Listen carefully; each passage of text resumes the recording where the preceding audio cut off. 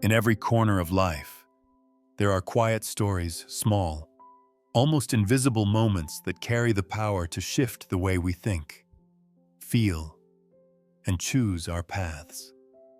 These stories don't shout, they whisper. They slip into our hearts through the gentlest details: a forgotten clock, a nameless gatekeeper, a transparent mirror, a boy in a market corner. Within them are truths we often overlook: the strength of kindness, the art of being noticed, the courage to show up, the value of imperfection, the beauty of direction. This collection of 25 timeless tales is more than simple storytelling. It is a guide, a mirror, and a hand reaching out when you need clarity the most. Let these stories remind you even the smallest moment can hold a lesson powerful enough to change your life. Story 1. The story of the carpenter who never signed his work. In a quiet coastal town lived an old carpenter named Samuel. He was known for building some of the finest wooden furniture anyone had ever seen: chairs that seemed to hug the body, tables that felt warm even in winter, and cabinets carved so delicately they looked almost alive. But there was one strange thing about Samuel: he never signed any of his work. Other craftsmen stamped their names proudly on every piece they made.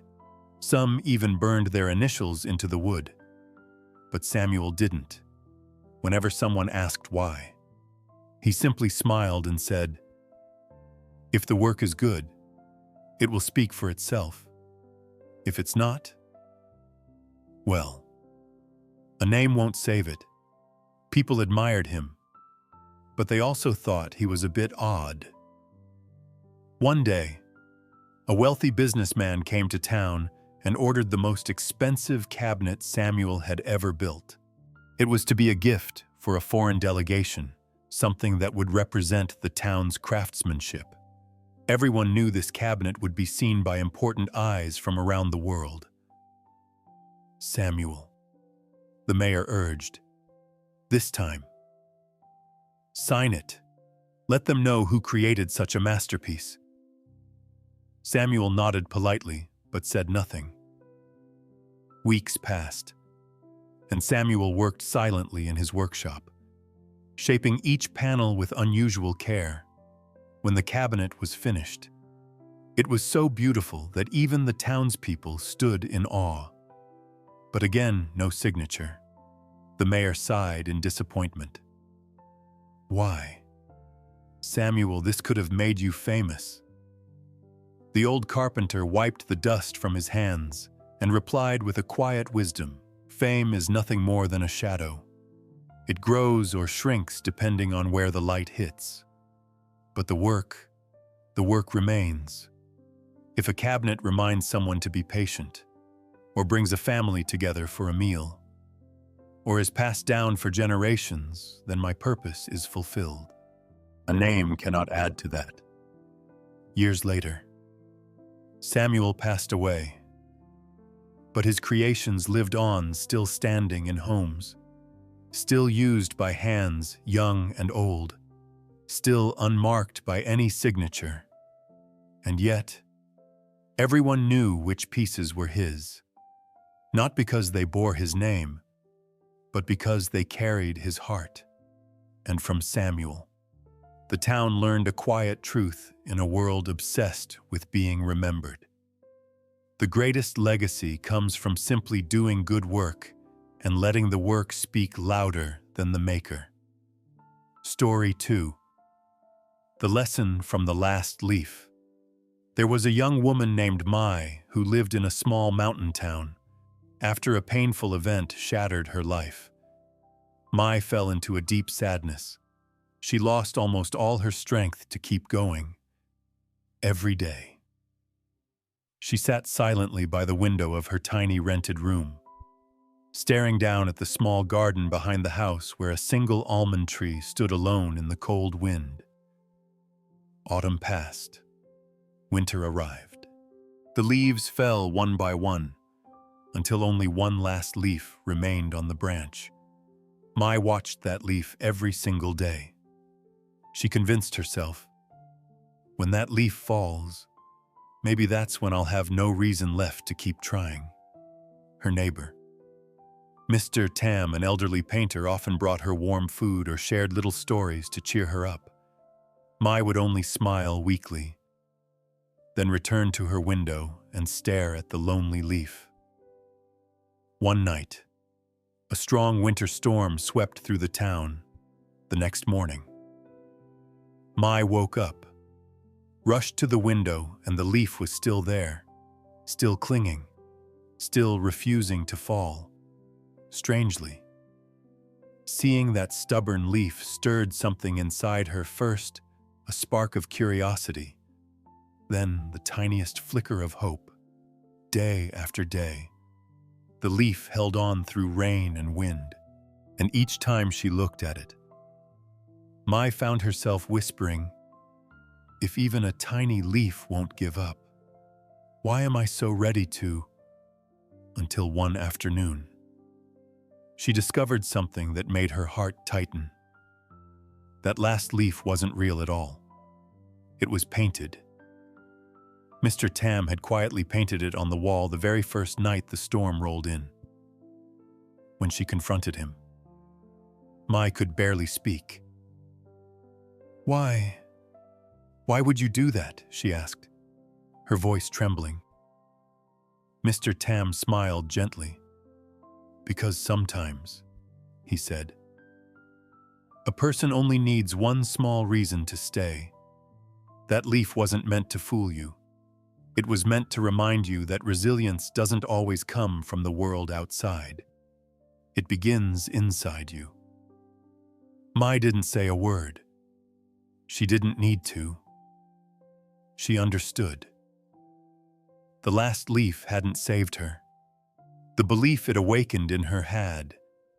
And that spring, tiny green buds began to appear on the almond tree again, quiet proof that life returns, as long as we choose to hold on. The mirror that reflected the true self. In a quiet town tucked between rolling hills, there was an old antique shop owned by a gentle, silver-haired woman named Eleanor. Her shop was filled with clocks that no longer ticked, lamps that glowed softly like forgotten memories, and books with pages yellowed by time. But among all those treasures, there was one object Eleanor never sold, a dusty, simple mirror hanging on the farthest wall. It wasn't ornate, it wasn't shiny, it wasn't valuable. Yet Eleanor treated it with an unusual reverence, as if it held something far greater than its frame suggested. One day, a young man named Michael walked into the shop.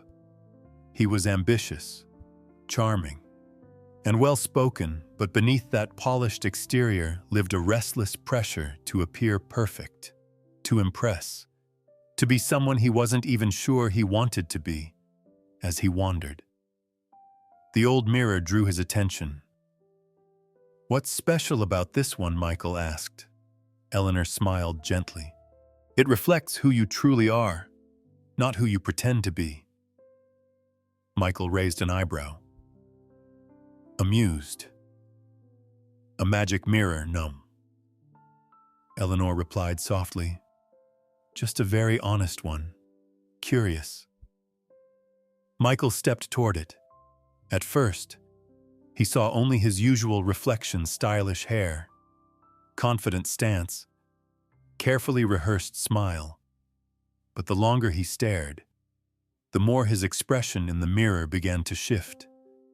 The smile faded. The confidence wavered. The polished version of himself dissolved. And what remained was a tired young man with fearful eyes, carrying the heaviness of trying too hard. Michael stepped back, shaken. "That can't be me," he whispered. Eleanor's voice was calm but firm. "Everyone carries two selves, the one we show the world and the one we hide. Only when they become the same do we find peace." and purpose. That night, Michael couldn't sleep. The reflection haunted him not in a frightening way, but in a painfully honest one. For the first time, he reflected on the choices he had made, chasing approval instead of authenticity. Days passed.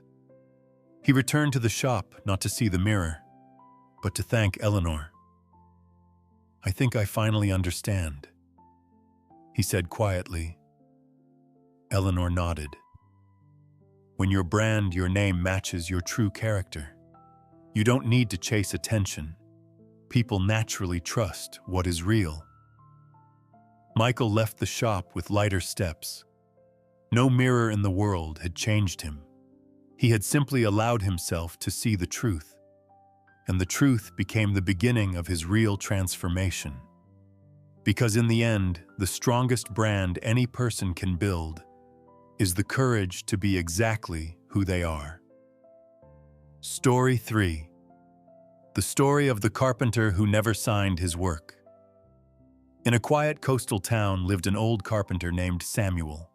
He was known for building some of the finest wooden furniture anyone had ever seen: chairs that seemed to hug the body, tables that felt warm even in winter, and cabinets carved so delicately they looked almost alive. But there was one strange thing about Samuel: he never signed any of his work. Other craftsmen stamped their names proudly on every piece they made. Some even burned their initials into the wood. But Samuel didn't. Whenever someone asked why, he simply smiled and said, "If the work is good, it will speak for itself. If it's not, well, a name won't save it." People admired him, but they also thought he was a bit odd. One day, a wealthy businessman came to town and ordered the most expensive cabinet Samuel had ever built. It was to be a gift for a foreign delegation, something that would represent the town's craftsmanship. Everyone knew this cabinet would be seen by important eyes from around the world. "Samuel," the mayor urged, "this time, sign it. Let them know who created such a masterpiece." Samuel nodded politely, but said nothing. Weeks passed, and Samuel worked silently in his workshop, shaping each panel with unusual care. When the cabinet was finished, it was so beautiful that even the townspeople stood in awe. But again, no signature. The mayor sighed in disappointment. "Why? Samuel, this could have made you famous." The old carpenter wiped the dust from his hands and replied with a quiet wisdom. "Fame is nothing more than a shadow. It grows or shrinks depending on where the light hits. But the work remains. If a cabinet reminds someone to be patient, or brings a family together for a meal, or is passed down for generations, then my purpose is fulfilled. A name cannot add to that."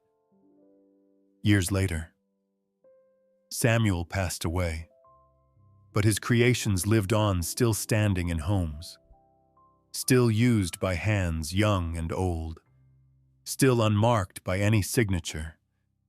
And yet, everyone knew which pieces were his, not because they bore his name, but because they carried his heart. And from Samuel, the town learned a quiet truth in a world obsessed with being remembered.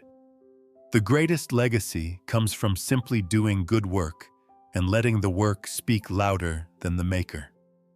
Story 4. The power of a thank you at the right moment.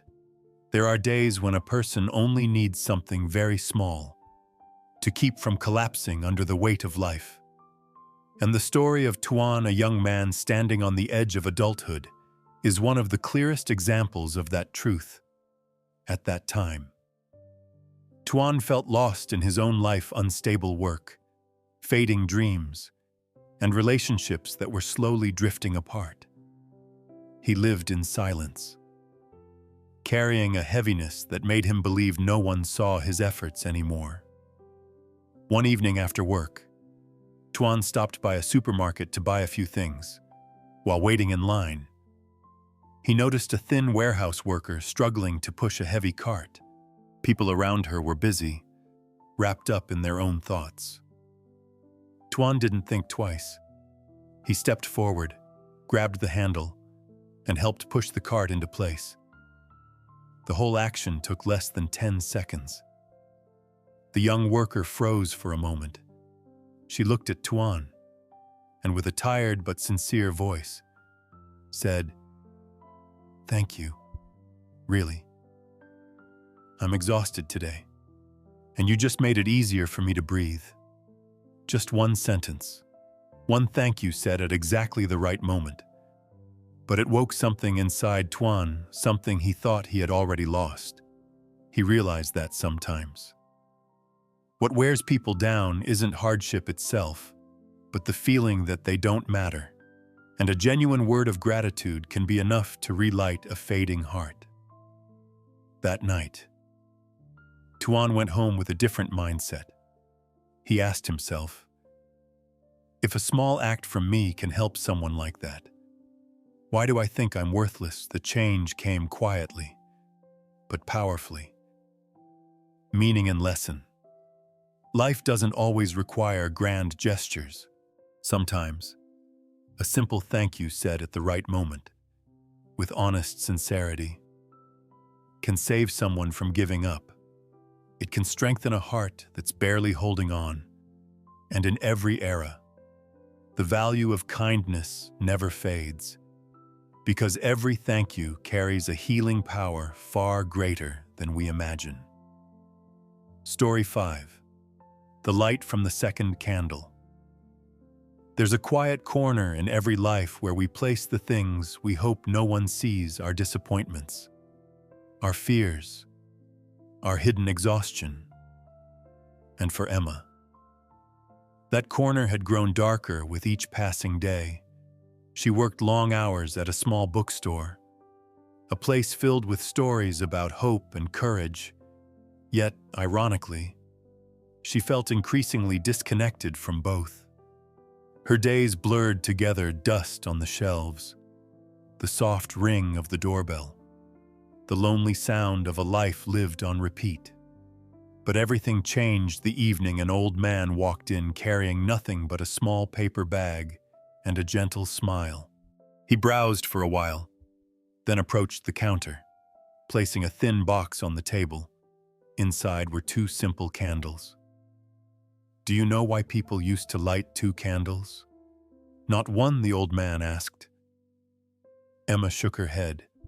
He smiled, but his eyes held a depth that made her pause. The first candle, he said, is for the world, the one we show everyone, our duties, our routines, the light we try to give to others. He tapped gently on the second candle. But this one, this is the candle people forget. The candle we light just for ourselves. Emma felt something tighten in her chest. The world, he continued softly, is full of people burning their first candle until there's nothing left. They forget that no flame can shine if the one holding it has gone dark. He paid, thanked her, and left. Just like that, quiet, unhurried, carrying a message she didn't realize she needed. That night, back in her small apartment, Emma opened the box again. She lit the first candle, like she always lit the lights for everyone else. But then she hesitated and lit the second. As the soft glow filled the room, she felt a warmth she had long forgotten, gentle, forgiving, made not for the world, but for herself. And in that stillness, she realized how long she had been living on the edge of burnout, mistaking survival for living. The lesson. Every era teaches us the same truth. A person who never lights their second candle eventually loses the ability to brighten anyone else's world.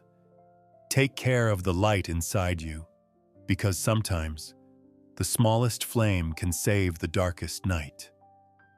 Story 6: The Crack on the Teacup and the Lesson of Differences in a Quiet Village. There was a small tea shop known not for its luxury, but for the warmth it offered those who stepped inside. Among the many cups on the wooden shelves, there was one teacup with a thin, visible crack along its side. The other cups often whispered about it. "It's flawed. It shouldn't be used anymore." The cracked teacup heard every word, and though it tried to stay strong, it felt its worth shrinking day by day. One afternoon, an elderly man entered the tea shop. His hands trembled from years of hard work, and his eyes carried stories of time. When the shop owner reached for a perfect cup to serve him, the old man shook his head gently. "No," he said. "Please give me that one, the cracked teacup." Everyone stared, surprised. The shop owner hesitated but obeyed. As the old man held the cup, he smiled softly. "This crack," he said, running his fingers along the line, "reminds me of life. Nothing stays whole forever, but sometimes it is the imperfect things that teach us the deepest truths." He took a sip of tea. A bead of light passed through the crack, casting a faint glow onto the table. See, even a flaw can let the light in. Even a difference can create its own beauty. The cracked teacup trembled not from weakness, but from a warmth it had never felt before. For the first time, it understood. Its value did not lie in perfection, but in the story it carried. From that day on, the teacup was no longer ashamed. It sat among the others, not as something broken, but as a reminder that differences are not defects, they are marks of being alive, unique and real. Story 7: The Monk and the Famous Hunting Dog in a Quiet Mountain Village. There lived a monk known for his calm presence and gentle wisdom, not far from the monastery.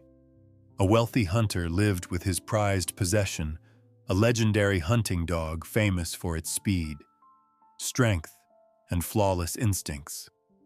People traveled from faraway towns just to witness the dog's remarkable abilities. One day, the hunter proudly brought his dog to the monastery.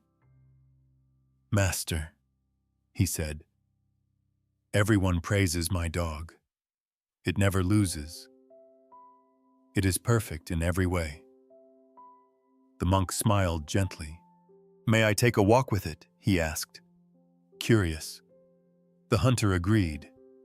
As they walked along a narrow trail, the monk suddenly stopped near a small puddle of water, still and clear like a mirror. The dog approached, lowered its head, and gazed at its own reflection. Suddenly, it barked fiercely, teeth bared as if facing a rival. The more it barked, the more the reflection seemed to bark back. The dog grew agitated, splashing the water until the image disappeared completely. The monk observed silently, then spoke. "A creature trained to conquer everything outside itself still trembles before what lies within." The hunter frowned, confused. "But master, it is only a puddle, only a reflection."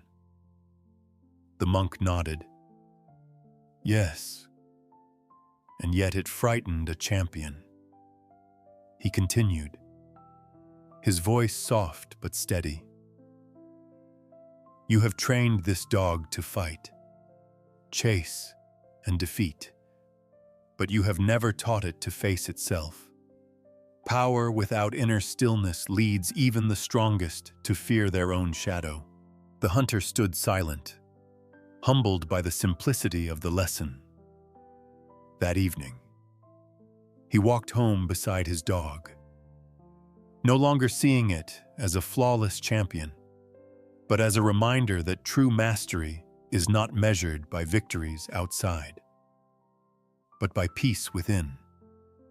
And from that day on, he visited the monastery not to boast of achievements, but to learn how to look into the quiet puddles of life without fear.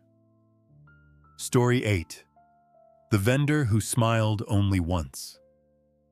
They say every street has a guardian, someone whose presence is so quiet, so ordinary, that most people fail to notice the small miracles they leave behind on a dusty corner of Alder Street. That guardian was an old vendor named Mr. Rowan. He sold nothing remarkable, just warm chestnuts wrapped in thin brown paper.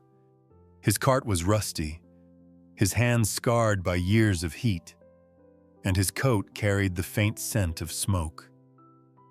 Yet people returned to him day after day. For one peculiar reason, Mr. Rowan never smiled, not once. He greeted every customer with a gentle nod, his eyes warm but distant, as though they were looking at something beyond this world. Children tried to make him laugh with silly tricks. Adults attempted jokes, and teenagers teased him out of curiosity. But the old vendor remained steady, polite, calm, unreadable. One winter evening, a young man named Eli stopped by the cart. Life had been unkind to him lately. He had lost his job, fallen out with his family, and felt swallowed by a loneliness he couldn't name. When Rowan handed him the warm chestnuts, something in Eli broke. "Sir, why don't you ever smile?" he asked softly. The old vendor paused longer than usual. The steam from the chestnuts rose between them like a fragile veil. "At last," Rowan said. "A smile is powerful. I promised myself I would give mine only once when someone truly needed it." Eli frowned. "And how do you know when that moment comes?" Rowan looked at him, not at his face, but at his pain, at the invisible weight clinging to his shoulders. "You already know," he said. Then, for the first time in all the years people had watched him, the old vendor smiled. It wasn't bright or dazzling. It wasn't wide. It was simple, steady, filled with the quiet warmth of someone who had carried kindness long enough for it to become truth. Eli didn't realize he was crying until the tears warmed his cheeks more than the chestnuts. And in that small corner of Alder Street, the world felt briefly repaired. The next morning, Mr. Rowan's cart was empty. He never returned. But people still speak of him, of the man who saved his smile not to withhold joy, but to give it meaning. Story 9. The Stone That Never Rolled and the Brand That Was Forgotten. Long after Mr. Rowan's disappearance, Alder Street carried on as it always had, vendors shouting prices, buses wheezing to a stop, life moving in hurried steps. Yet at the very corner where his cart once stood, something peculiar remained. A small, smooth stone. No one remembered seeing it before, yet it felt as though it had always been there, gray, unremarkable, shaped by years of wind and rain. People kicked it accidentally, pushed it aside, even stepped on it. But oddly, the stone never rolled far. It always found its way back to the same spot. One day, a marketing consultant named Mara stopped to rest at the corner. She had spent years building brands, shouting into a world that seemed to listen less each day. Her latest project had failed miserably. She felt invisible, like her name had been swallowed by the noise of younger voices, faster ideas, brighter screens. When she noticed the stone, she bent down and picked it up absent-mindedly. "Strange," she whispered. "You're in the same place every day, and yet no one notices you." A quiet voice behind her replied. Like many things of value, startled, she turned, but saw no one, only the faint memory of a cart that was no longer there. Mara studied the stone again. It had no carving, no design, no symbol, no brand. Nothing that would catch the world's attention. And yet, it remained. That evening, as the streetlights flickered awake, Mara sat on a bench nearby, turning the stone over in her hands. She remembered Mr. Rowan's story, how people still spoke of the vendor who smiled only once. He had no logo, no advertisement, no slogan. Yet his kindness had become a legend without ever trying to be. Suddenly she understood. She had spent years polishing brands, but she had forgotten something essential. Meaning grows from what we offer to the world, not from how loudly we shout. Quiet value lasts, shallow brilliance fades. Mara placed the stone back in its spot and whispered, "You never rolled because the world needs a place where things stay steady." The next day, she resigned from her job not out of defeat, but out of clarity. She began helping small local artisans, people who created with heart rather than noise, over time. Her own name quietly resurfaced, not as a forgotten brand, but as a presence people trusted. Story 10. The leaf that fell out of season and the art of attraction. In a quiet neighborhood not far from Alder Street, there stood an old sycamore tree, broad-shouldered, ancient, its branches like open arms waiting for forgotten stories. Every autumn, the tree would release its leaves in a magnificent cascade of gold and copper. People loved to walk beneath it, listening to the soft crackle beneath their feet. But one spring morning, a season of blossoms and bright greens, something unusual happened. A single leaf fell. It drifted down slowly, spiraling like a tired dancer, landing at the feet of a young woman named Leora. She was a photographer, known for chasing beauty, but never quite catching the meaning behind it. Her work was polished, elegant, perfectly edited, yet strangely hollow. People admired her photos, but rarely remembered them. Leora picked up the leaf with a puzzled smile. "This shouldn't be here," she murmured. An elderly gardener nearby chuckled softly. "Nature makes no mistakes. Only humans do." Intrigued, she approached him.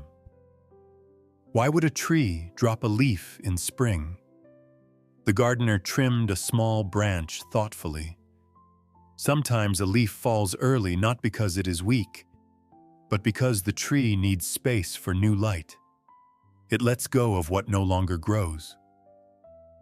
Leora stared at the leaf in her hand, a faded amber shape among newborn greens. It felt like a message. That night, she placed the leaf beside her camera and sat in silence. For the first time in years, she asked herself a question she had avoided. Why do I create to be admired or to connect? The answer unsettled her. She had been chasing attention, not meaning. She had been crafting beauty, not truth. Just like a brand shouting too loudly. Her art attracted eyes, but not hearts. The next morning, Leora walked beneath the sycamore tree again.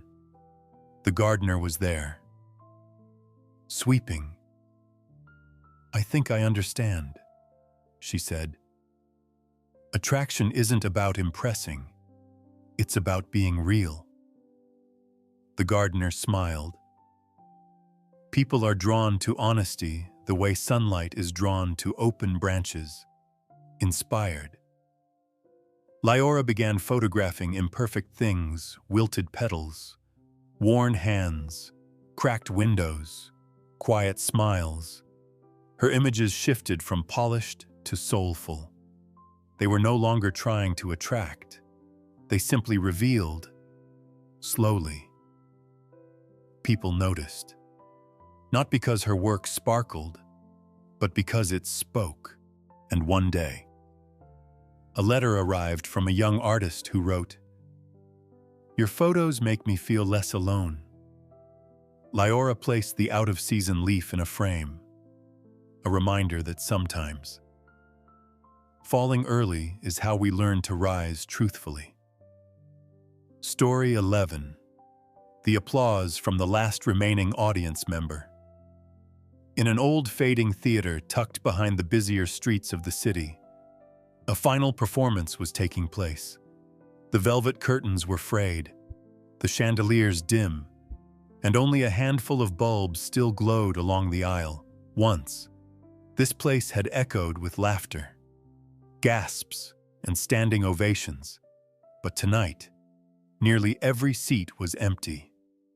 On stage stood Arlen, an aging magician whose hands once dazzled crowds with impossible illusions. He had spent 40 years performing, always believing that wonder was a language that never grew old. But seasons changed, tastes shifted, and audiences drifted toward brighter screens and louder worlds. Tonight, only one audience member remained, a teenager named Saul, sitting alone in the far middle row. Hoodie pulled tight, hands tucked into the sleeves, eyes quietly watching. Arlen took a breath. Even for one person. A show was a show. He began. Not with the grand tricks he once used, but with smaller ones, gentle. Deliberate gestures shaped by years of practice. A disappearing coin, a rose blooming from ash, a thread of light pulled from thin air. The theater was silent except for Arlen's steady breathing and Saul's heartbeat, which seemed to grow louder with every trick. Finally, Arlen finished with his oldest illusion, a paper bird that rose from his palms and circled the stage before dissolving into soft, white sparks. He bowed. The silence was heavy, vast, almost painful. Then clap, just one, then another, and another. Saul was clapping. Not loudly, not dramatically, just honestly. The kind of applause that didn't try to praise, but to acknowledge. Arlen looked up, startled. The boy stood. "Sir, thank you. My dad used to bring me here. He loved your shows." He hesitated. "He passed away last year. This theater, you. It reminds me he was happy once." Arlen felt something inside him shift, a quiet truth settling into place. The performance had not been for fame, or legacy, or even survival. It had been for connection. For that one person who needed a moment of wonder to feel less alone.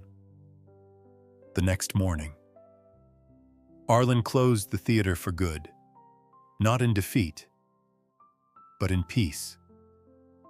He had learned that sometimes the greatest ovation is not a roaring crowd, but the soft, sincere applause from the last person who stayed because they needed your light. Story 12. The painter who painted only one flower. In a quiet courtyard behind an aging apartment building lived an artist named Saren, a gentle man with silver hair, soft eyes, and a canvas that never changed. Year after year, he painted only one thing, a single flower. Neighbors often passed by his window, puzzled. Why not a landscape, a portrait, a vibrant bouquet? Why? With all the colors of the world, did Saren choose to paint the same simple blossom again and again? The rumors varied. Some said he lacked imagination.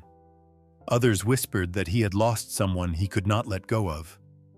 And a few dismissed him as someone who never dared to grow. But Saren never explained. Every morning, at the same wooden stool, he lifted his brush and painted the same delicate flower, a white camellia, petal by petal, stroke by stroke, quiet, steady, devoted. One rainy afternoon, a little girl named May, who lived across the courtyard, knocked on Saren's door. She held one of his finished canvases she had found discarded near the trash. "Why do you throw them away?" she asked innocently. "They're beautiful." Saren smiled gently. Because the beauty was in the painting, not the keeping. May frowned. But why only one flower? The old painter paused, resting his hands on his knees. "When I was young," he said softly, "I painted everything mountains, oceans, cities full of lights. I chased admiration, not meaning. People praised my work, but their applause left no warmth." He pointed to the camellia on the canvas May held. "This flower was my wife's favorite. She said it was the only blossom that bloomed even in cold winds, after she passed. I realized she had spent her whole life doing the same thing, offering quiet beauty to a world too busy to see it." His voice trembled. "I paint this flower every day to learn what she already knew, that meaning comes not from variety, but from devotion." May looked at the painting again. Now she saw it differently, not a simple bloom, but a love letter repeated in brushstrokes. From that day on, people began to value Saren's work differently, not because it changed, but because they did. Each canvas became a meditation, a reminder that true artistry is not the hunger for applause, but the discipline of love. Story 13. The footsteps that left no trace in a remote mountain village, where mist curled like soft breath over the rooftops, lived a wanderer named Aiden. No one knew where he came from, and perhaps more strangely, no one ever heard him arrive. One day he was simply there, walking the dirt paths, offering a quiet nod, leaving nothing behind but a sense of calm. Children followed him out of curiosity. Adults observed him with polite distance. Travelers tried to speak with him. But Aiden's answers were short, gentle, and carried the weight of someone who had lived many lives. What puzzled the villagers most was this: Aiden walked everywhere barefoot, yet he never left footprints, not on wet soil, not on snowy mornings, not even on the soft riverbank where every step should have left a clear mark. Some feared him, some admired him. Most simply watched him pass, like a breeze that refused to be captured. One evening, after a heavy rain, a young boy named Rin decided to follow Aiden more closely. Rin had always felt invisible, an orphan who believed he mattered to no one, whose absence would hardly ripple the world. "Sir," Rin called out, "why don't you leave footprints? Don't you want people to know you were here?" Aiden stopped. For the first time, he turned fully toward the boy. "Why do you want to be seen?" he asked softly. Rin hesitated. "So I won't be forgotten." Aiden crouched beside him. Footprints wash away. "Rin, even the deepest ones disappear with time. But kindness, presence, the warmth you give others, those are marks that never fade." Rin frowned. "But if I leave no mark, how will anyone remember me?" Iden smiled a small, sun-worn smile. You already leave marks. On the old baker who saves you the last roll each evening. On the stray dog that sleeps by your door. On the widow who says your greeting is the only voice she hears some days. Not all traces are written on the ground. He placed a hand on the boy's shoulder. Walk gently, Rin. Leave no harm. Leave no noise. Leave only warmth. The world remembers those who move through it softly. When dawn rose the next morning, Iden was gone, vanished like a whisper. But for the first time, Rin noticed something strange. His own footprints glowed faintly in the mud. The steps of someone who had finally learned his worth. Story 14. A small promise that built a great life. In a bustling coastal town where fishing boats returned each dawn with their hulls heavy and their crews weary, lived a quiet young man named Darren. He was not remarkable in strength, nor in wit, nor in fortune. But he carried something rare, a tiny promise that had followed him since childhood. When Darren was 7, his father, a humble fisherman, placed a hand on his shoulder and said, "Son, promise me one thing, whatever you choose to do in this life. Finish it with your whole heart. Even the smallest task deserves your best." Darren, not fully understanding, nodded. "I promise." Years passed. His father grew old. His family struggled. And Darren, with no money and no special talent, took whatever odd jobs he could find, sweeping docks, mending nets, delivering parcels across town. People rarely noticed him. Some underestimated him. A few even pitied him. But Darren remembered the promise. When he swept the dock, he swept until the wood shone. When he mended nets, he repaired them so well fishermen said they caught more fish. When he delivered parcels, he never once arrived late.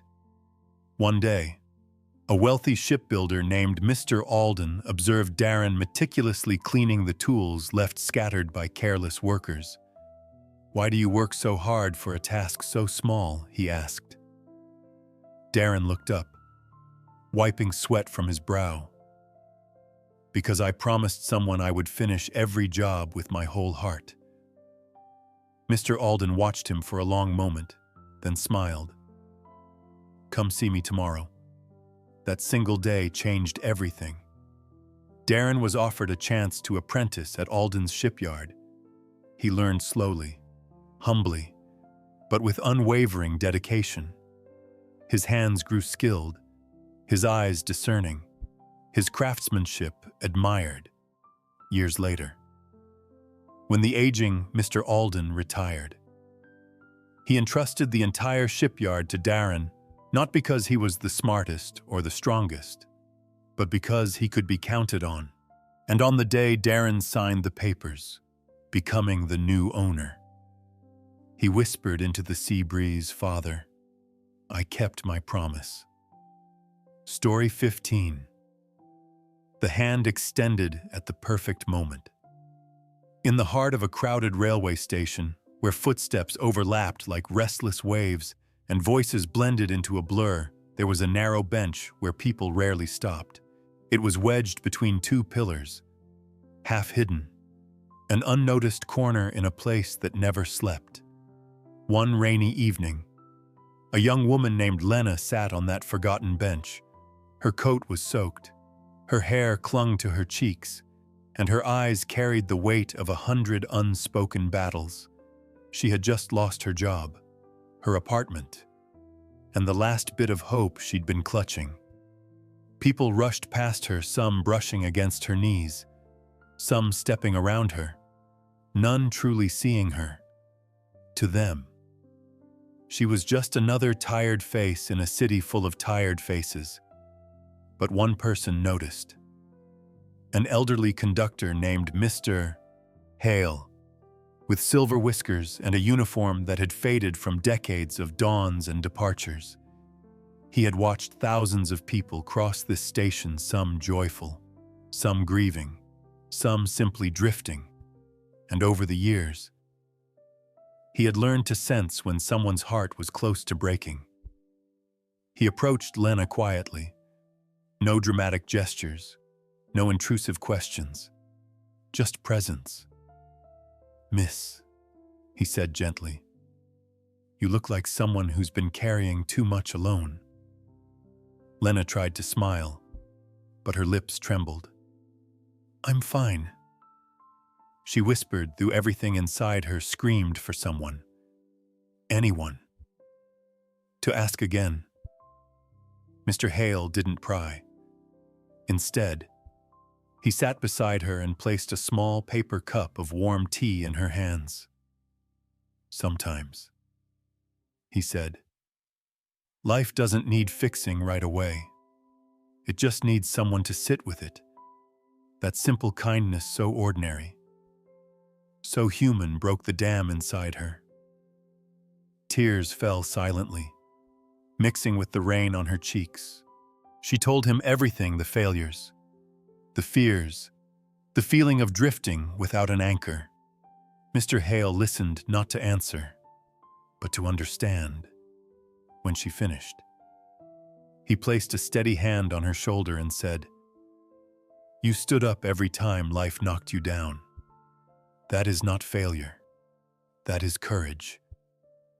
Those words were the rope that kept her from sinking. Months later, Lena found work again, this time helping people in crisis, inspired by the man who once noticed her when the world didn't.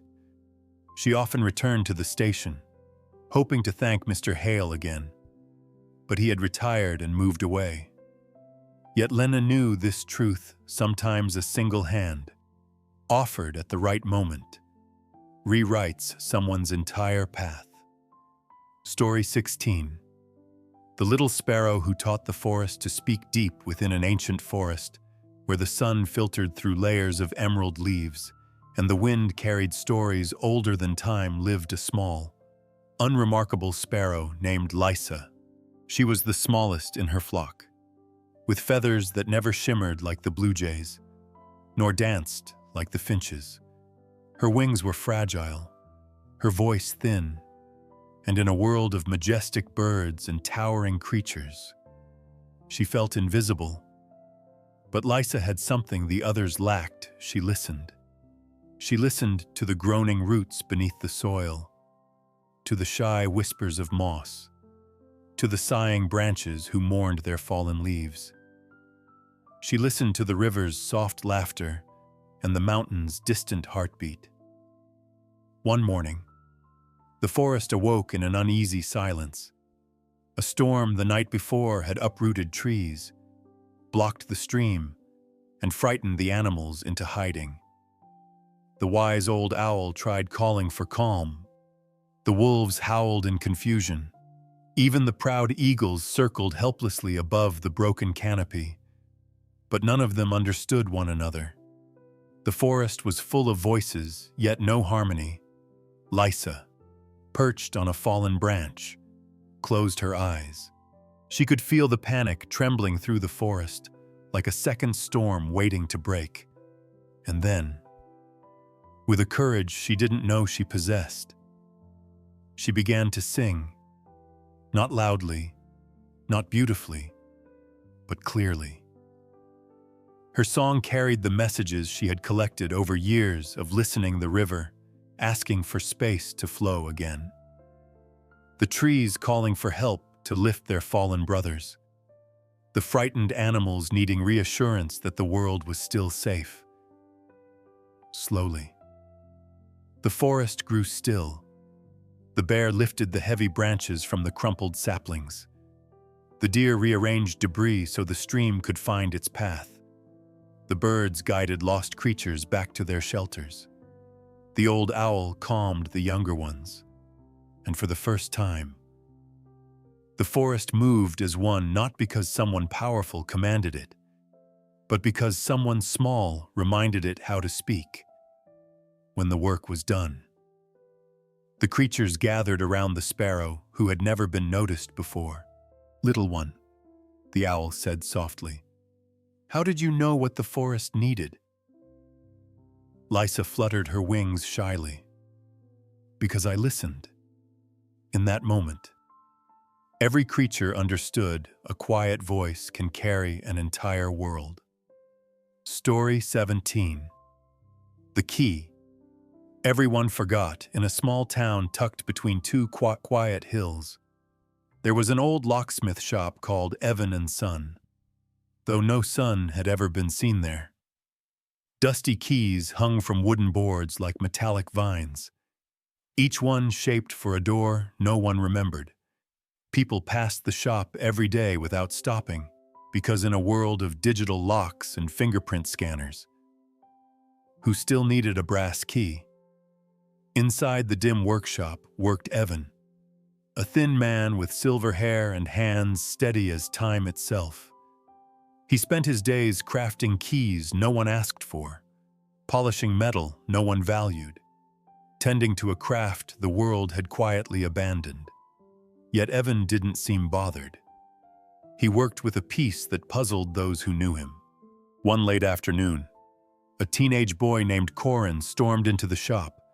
His face was red with frustration, his breath shaky. "Sir," he said, "I need a key, but not the kind you sell."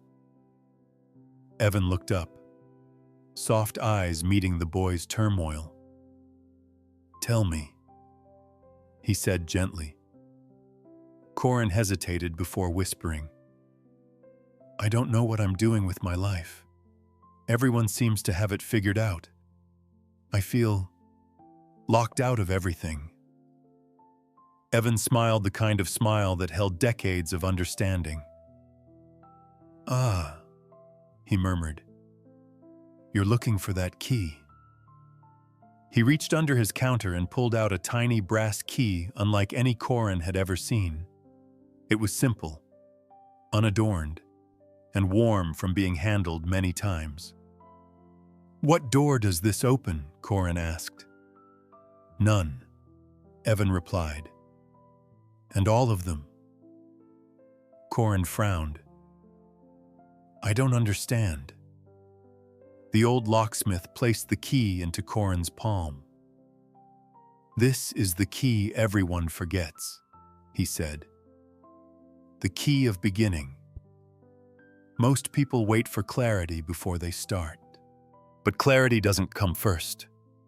Only motion does." Corin stared at the small piece of metal, seemingly insignificant. Evan continued, "Start something, anything. A step taken opens more doors than 1,000 perfect plans." Years later, Corin would look back and realize that old locksmith was right. He used the key not to unlock a physical door, but to unlock courage to try a job he feared, to learn skills he doubted he could master, to take the first step toward the person he wished he could become. And eventually, almost quietly, those steps built a life. When he returned to thank Evan, the shop was closed, but the brass key remained in his pocket, warm with memory. Story 18. The Barber with No Signboard.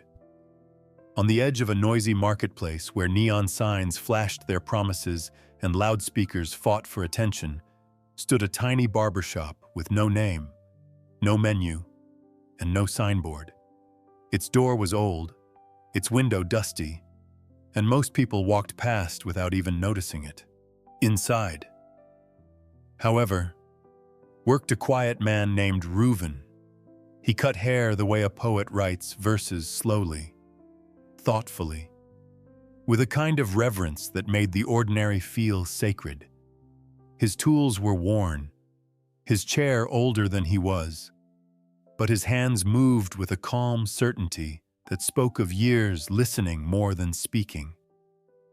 Most customers came by accident.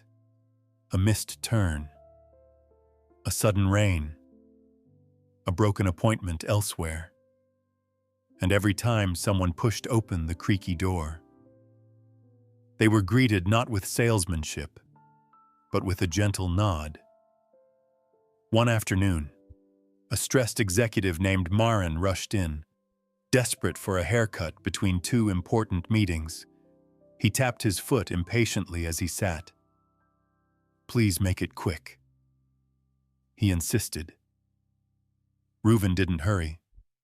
He draped the cloth slowly, checked his scissors carefully, then began trimming with a precision that made Maren's frustration dissolve into confused curiosity.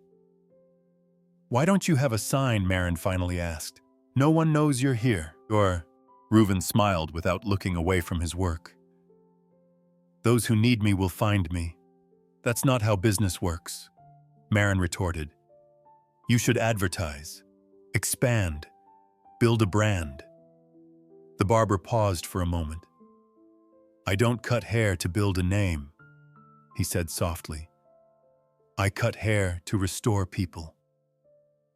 Maren fell silent, and as Reuven continued working, something strange happened for the first time in months. Maren felt himself breathe not the shallow rush of deadlines, but a slow, grounding breath that reminded him he was human before that he was important. When the haircut was done, Maren looked into the mirror and saw more than a fresh style. He saw a face unburdened. "How much do I owe you?" he asked. Reuven simply replied, "Whatever you feel the piece was worth." Maren paid generously, but more importantly, he walked out with a lesson he hadn't expected. Not every service needs shouting. Not every value needs shining. Some things, the most essential ones, reveal themselves quietly. Over time, more people found the little barbershop not because of signs, but because someone they trusted whispered. There's a place where you walk in tired and walk out whole. Story 19. The tiny ink drop that changed the entire page. There was a young scholar named Lynn who lived in a small room beside a river that never rushed, only whispered. Every morning, Lynn sat at his wooden desk, dipped his brush into ink, and wrote a perfect, clean page, then quietly tucked it away in a drawer. To him, writing wasn't for showing. Writing was a way to steady the heart. But because Lynn feared flaws, feared smudges, feared anything less than perfect, he would crumple and throw away any page touched by the smallest imperfection. One afternoon, as golden sunlight fell across his desk, a single drop of ink slipped from his brush. It landed on the fresh page round, dark, and spreading ever so slightly, like a mischievous wink from fate. Lynn sighed. His hand tightened, ready to crush the page. At that moment, an old teacher passed by his open door. Seeing Lynn's frustration, the teacher asked gently, "Another page you plan to throw away?" Lynn nodded. "A drop of ink ruins everything," he said quietly. The teacher picked up the page, studied the ink blot, and smiled the way someone smiles at a child who hasn't yet understood the world. "My boy," he said, "the ink doesn't ruin the page. It only reveals how much you fear being imperfect." Then, with a slow and steady hand, the old man drew a few simple lines around the ink stain. The blot transformed, becoming a small bird stretching its wings as if ready to fly off the page. "You see," the teacher said softly, "what you call a mistake may simply be the beginning of something meaningful." Lynn stared at the little bird, feeling a quiet shift inside him. He realized that for years he had been chasing flawless pages, not genuine expression. Every sheet he had thrown away wasn't ruined. It was just real. That night, for the first time, Lin kept a page exactly as it was. He placed it outside his room where others could read it, letting his work breathe, instead of hiding it away out of fear. A few days later, someone knocked on his door. They said his handwriting carried warmth and asked if he would copy an important manuscript. Lin touched the dried ink drop on that old page and smiled. The flaw he once hated had become the door he never expected to open. Because in life, it isn't the spotless pages that shape us, but the tiny ink drops that teach us how to grow, create, and finally show up as ourselves. Story 20. The Girl and the Transparent Mirror. There once was a girl named Ilara who lived in a quiet town where everyone polished their mirrors every morning. Some mirrors were tall and proud, framed in gold. Others glittered with carved designs that made their owners feel important. But Ilara's mirror was different. It had no frame, no decorations, and no shine. Worse yet, it was transparent like a sheet of glass. When she stood in front of it, she didn't see her reflection. She saw the world behind her. Other people. Other lives. Never herself. Because of that, Ilara believed something must be wrong with her mirror, or worse, with her. She visited shopkeepers who promised confidence in a box. She asked friends how they could see themselves so clearly in their perfect, polished mirrors. She even tried borrowing a few only to find that her reflection always appeared blurry, as if refusing to settle. One evening, wandering through the old part of town, she met a gray-haired craftswoman sitting beside a workshop filled with half-finished mirrors. Ilara told her story, embarrassed but hopeful, and asked if she could fix the one she owned. The craftswoman listened, then said something unexpected. "Child, your mirror wasn't made to reflect your face. It was made to reflect your impact." Ilara frowned. What does that even mean? Instead of answering, the craftswoman handed her a tiny candle. "Go home. Hold this behind you and look again." That night, Ilara did as she was told. She placed the glowing candle behind her and faced the transparent mirror. For the first time, the glass shimmered, not with her features, but with the warm halo of light spreading forward, touching the floor, the walls, and the darkness beyond. In that moment, she understood her mirror didn't show who she was. It showed what she gave. Every kind word, every quiet act of help, every moment she lifted someone else, those were the shapes reflected in that invisible glass. She hadn't been broken. She had simply been looking for the wrong reflection. From that day on, Ilara stopped trying to compare herself to the polished mirrors around her. She lived with intention, knowing that every good action left a trace of brightness on the glass. And when others asked why her mirror had no reflection, she smiled gently and said, "Some mirrors show a face. Mine shows a life." Message: moral: your worth isn't defined by how you look, but by the light you bring into the lives around you. Some reflections are not meant to be seen, only felt. Story 21. The Boy at the Market Corner and the Art of Being Noticed. At the busiest market in town, where voices layered on top of one another and colors collided like a living mosaic, stood a small boy named Theo. Every day after school, he brought a tiny wooden flute and played at the far corner where few people bothered to look. Vendors shouted, carts rattled, coins clinked, and Theo's soft melody was swallowed whole by the noise. He wasn't bad at playing. In fact, he played beautifully. He played, but beauty means very little when it gets lost in the crowd. One afternoon, as the market buzzed louder than usual, an old street performer with a worn-out hat stopped near him.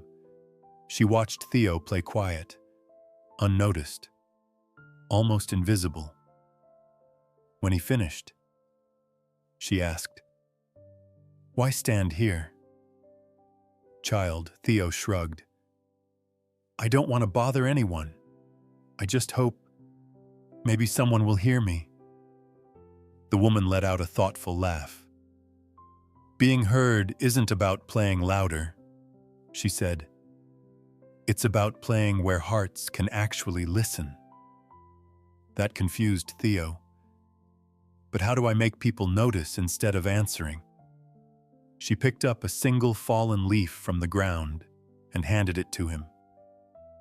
"Tomorrow," she said, "place this leaf anywhere you want, but choose a spot where you would stop if you saw it."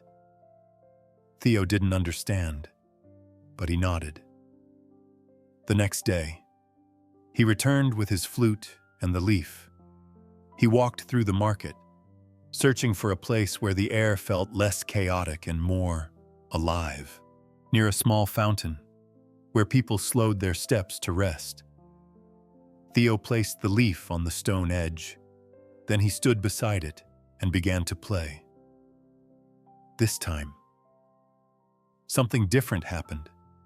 A child stopped first, drawn by curiosity. Then a mother paused. Then an elderly man sat down, listening as though the music belonged to the water itself. Within minutes, a small circle formed around him, quiet, warm, attentive. Theo finally understood. People weren't ignoring him because he wasn't good enough. They simply had no space to notice. When the performance ended, the old street performer appeared from the crowd and winked. "See, the art of being noticed," she said softly, "begins with choosing the right corner, not shouting into the wrong one." Theo looked at the leaf, still resting by the fountain, and smiled. Sometimes the smallest shift, a step, a place, a leaf can change everything. Message: moral talent matters, but placement matters just as much. Don't hide in noisy corners hoping for attention. Find the spaces where your voice, your work, and your gifts can truly be seen. Story 22. The Teacher Who Never Arrived. In a small town tucked between quiet hills, there was a classroom that always seemed to wait for someone. The desks were old, the windows a bit dusty, but every morning the students gathered with the same expectation their teacher would arrive. Today would be the day, surely. But the teacher never came. He had been assigned to the school months earlier, yet not once did his footsteps touch the doorway. Still, the students showed up, some curious, some hopeful, some simply because they had nowhere else to be on the first day. They waited in silence. On the second week, they whispered among themselves. By the second month, they had grown restless. "How can we learn when no one teaches us?" one boy complained. But one girl, Mara, always sat in the front row, notebook open, as if the empty space before her held invisible lessons. One morning, when the rest of the students were leaving early again, Mara stayed. She looked around the empty room, the chalkboard untouched, the sunlight settling gently on the lonely teacher's desk. What she saw wasn't abandonment. It was an invitation. She walked to the board and wrote a single question. What can we learn without being taught the next day? Someone had written beneath it, maybe, how to teach ourselves from that moment. Something shifted. Mara began bringing books from home. Another student brought his grandfather's old atlas. A quiet boy shared a story he had written. Soon the class transformed from a room waiting for a teacher into a room becoming its own teacher. They debated. They failed. They tried again. They discovered the difference between answers given and answers earned. Months later, the school district finally sent a new teacher. When she walked into the classroom, she found the students gathered in a circle, discussing a poem as though they had been scholars for years. She asked, amazed, "Who taught you all this?" The students looked around. No one spoke for a moment. Then Mara finally answered, "A teacher did." She glanced at the empty desk. Just, not the kind who shows up. The teacher smiled softly. She understood. Some lessons require guidance. Others require absence, a space wide enough for people to discover their own strength. Message. Moral. Not every guide appears in the form we expect. Sometimes the greatest teacher is the one who doesn't arrive because their absence forces us to rise. Think, and finally realize the power we already carry within ourselves. Story 23. The Boat Without a Flag and the Lesson of Direction. There was once a small wooden boat tied to an old pier at the edge of a sleepy coastal town. Its paint had faded. Its oars were worn. And unlike every other vessel on the dock, it carried no flag. Fishermen often laughed when they passed. A boat without a flag. How does it know where it belongs? Who would trust something with no destination but the boat's owner? An elderly sailor named Orion never seemed bothered. He polished the boat every morning, caressed the wood as though it were alive, and took it out to sea at dusk quietly, gently, without ever raising a banner. One summer afternoon, a curious teenager named Lian approached him. "Sir," he asked, "why doesn't your boat have a flag? Doesn't it matter where you're from or who you are?" The old sailor smiled, a slow and knowing smile that seemed carved by the tides themselves. "Flags," he said, "are useful. They tell others your name, your home, your allegiance." He paused, then tapped the side of the boat.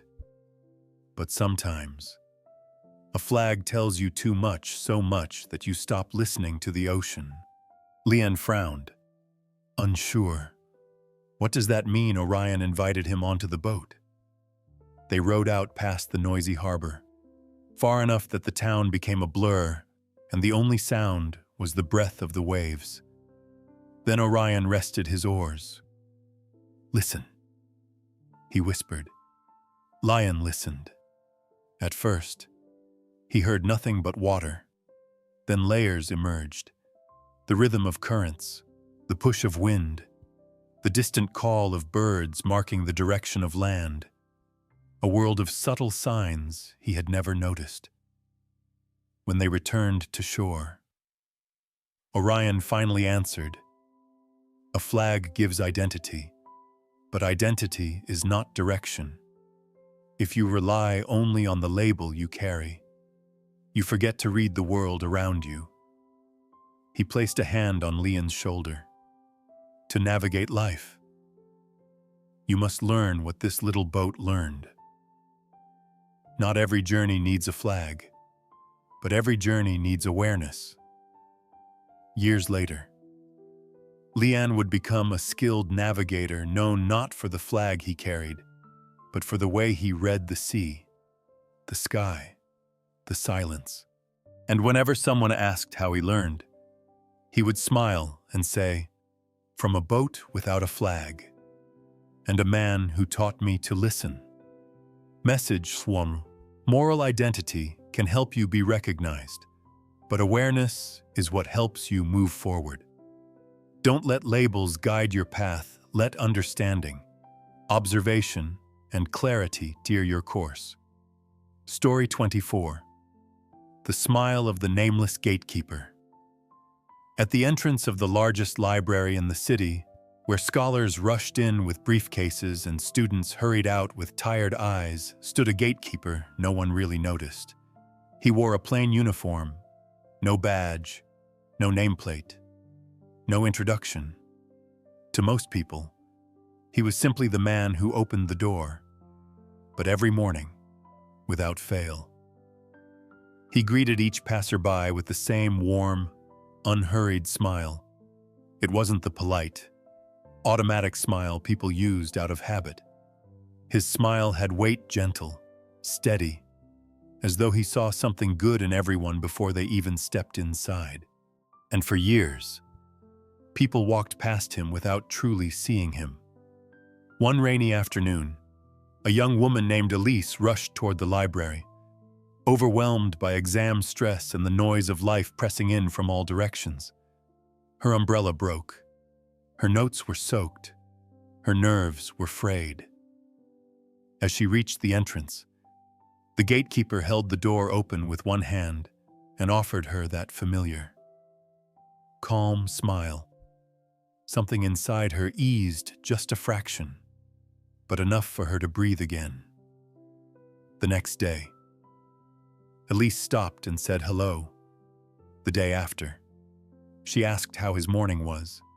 By the end of the month, she found herself looking forward to that simple smile more than anything inside the library. One evening, after finishing her final exam, she brought him a cup of warm tea. "For always making my days a little lighter," she said.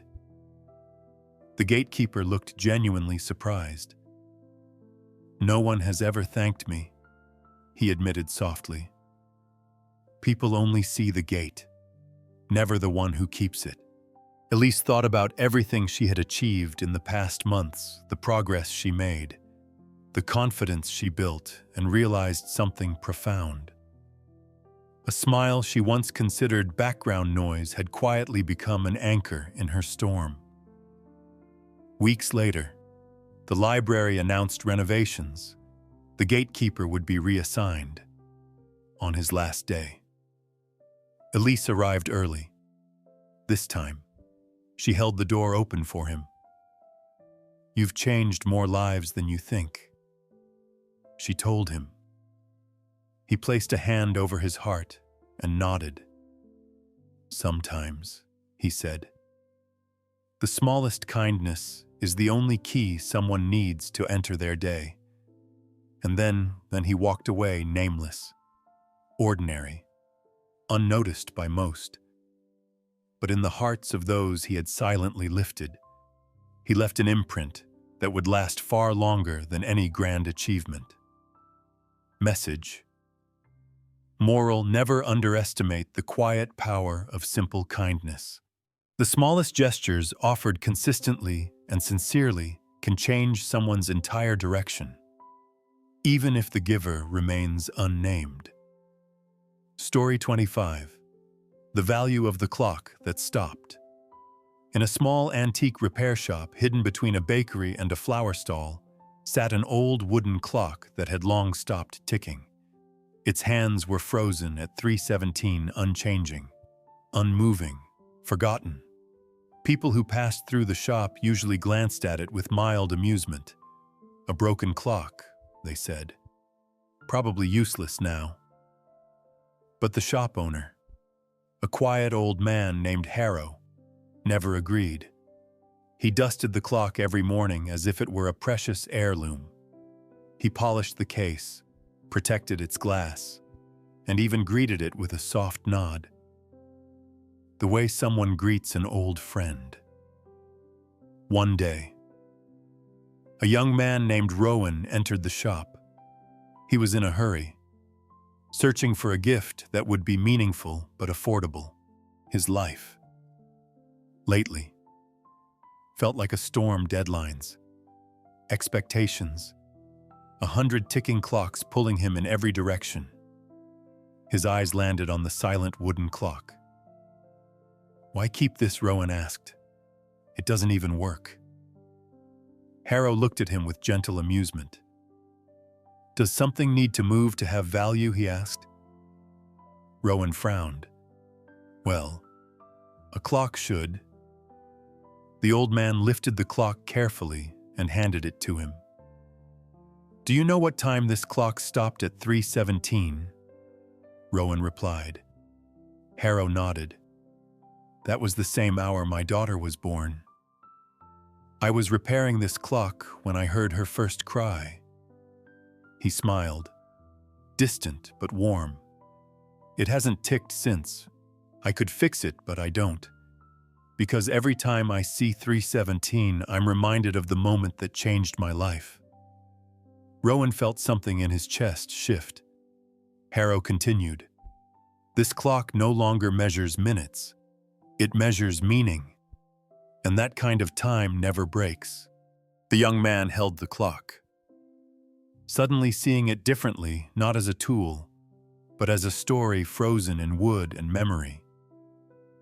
"How much is it?" Rowan asked softly. The old man shook his head. "I can't price it, but I can give you a lesson instead." He pointed to the clock's still hands. "Not everything that stops is useless.